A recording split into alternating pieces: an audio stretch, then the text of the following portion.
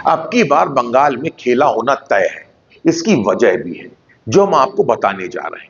भाजपा ने अपने 40 स्टार चुनाव प्रचारकों को बंगाल चुनाव में उतारा है, लेकिन भाजपा के सबसे तेज तर्रार नेता और उत्तर प्रदेश के मुख्यमंत्री योगी आदित्यनाथ इस समय बंगाल में छाए हुए हैं। खबर तो यहां तक है कि भाजपा के बहुत से विधानसभा उम्मीदवार अपने क्षेत्र में योगी की एक सभा कराने की जिद पर अड़ गए हैं। यहां तक कि लोगों की पहली पसंद गृह मंत्री अमित शाह नहीं, बल्कि योगी आदित्यनाथ बने हुए हैं। योगी के भाषण सुनने के बाद माहौल बदल भी रहा है। योगी का एक भाषण तो इस समय सोशल मीडिया में छाया है, जिसमें वो दहाड़ते हुए कहते हैं कि कोई भी माई का लाल बांग्ला भाषा और बंगाल की संस्कृति के साथ खिलवाड़ नहीं कर सकता। बंगाल में बंगला ही बंगाली ही बोली जाएगी। ये कठमुल्लापन की संस्कृति यहां नहीं चलने दी जाएगी, किसी भी स्थिति में नहीं चलने दी जाएगी। इनके देशद्रोही मंसूबों को पूरा नहीं होने देंगे। अन्नदाता किसानों के साथ अन्याय नहीं होने देंगे। किसी प्रकार की अराजकता को नहीं चलने देंगे।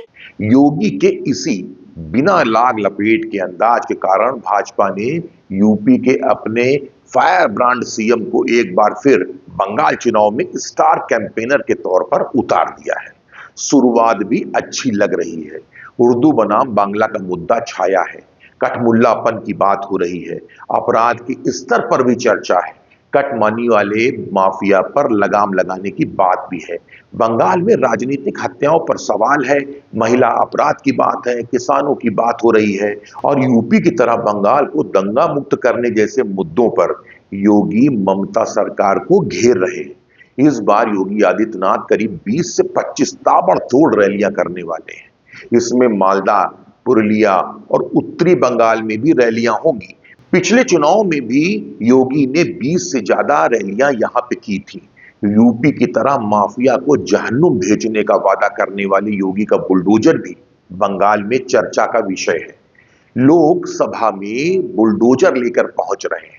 जहां योगी की रैली होती है, वहां जय श्री राम के नारों की धूम है।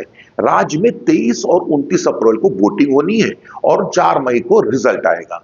योगी फैक्टर कितना काम करेगा, विरोधी भी अब पूछ रहे हैं।